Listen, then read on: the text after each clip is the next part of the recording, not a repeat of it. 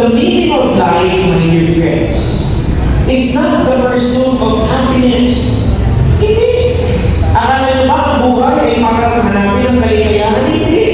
The pursuit of a meaningful life is a life that you welcome all. Kung gusto mo maging makulong ka ng buhay mo, matuto kang tumanggap ng lahat. Kaligayahan, kalungkutan, kapag kapanalo, kabiguan, lahat yan ay bubuo sa maganda mong buhay. The Lord has given, the Lord has taken away. Blessed be God forever. Pag ganun ang attitude natin, kung ngayon may problema ka kapatid, kung may pinagdadaanan ng problema, daanan mo lang, huwag kang tumambay. Ang problema kasi sa'yo, tinatakbayan mo. Ako pa may problema, hindi ko sinasabi sa Lord na, Lord, alisin mo itong problema na to. Kasi bakit? Pag ginawa mo yun, kinalis ko yung pagkakataon para maging mabuting tao pa ako. Pag ako may problema, ito sinasabi ko kay Lord, Lord, tulungan mo lang ako na makatawid ako dito, ha? Ang problema kasi sa atin, yung iba, pag nagdadasal, nalilito na ang Diyos kung Panginoon ba siya kung may Pinoon. Wala kayo, may Pinoon. Ang nakakatawa sa akin, pag may problema tayo, ang hindi namin magdasal.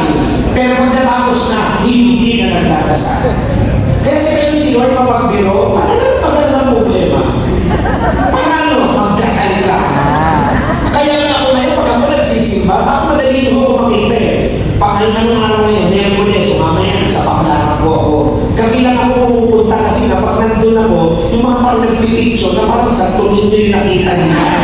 So ginagawa ko, kami ako nagpupunta, kasabay ko si Senator Tulfo, si Senator Erwin Tulfo, sinasabay ko dyan. Pag Huwebes, nandyan ako sa St. Jude. Pag Biyernes, nandun naman ako sa Quiapo. At hindi ako nahihiya, pinataas ko yung kamay ko. Kasi bakit? Gusto ko sa kanya, Lord, ikaw na baka sa lahat. Kasi napansin ko, magaganda ang nangyayari sa buhay ko, pagkantasan ko, ganito, Lord, I trust you. Lord, I surrender myself to you. Yun lang. Eh, tabi pag nagdasal, dami yung sinasabi. Ang yung may Lord, ito lang ko ha. Ito lang ko natin ha. Sabi nyo, Lord, ikaw na si Lord. Dahil ko eh. Be humble. Pakita kayo ngayon na kami mo, sabi mo, be humble. Be humble. Pangalawa, ang isang Be humble. karakter ng mabuting leader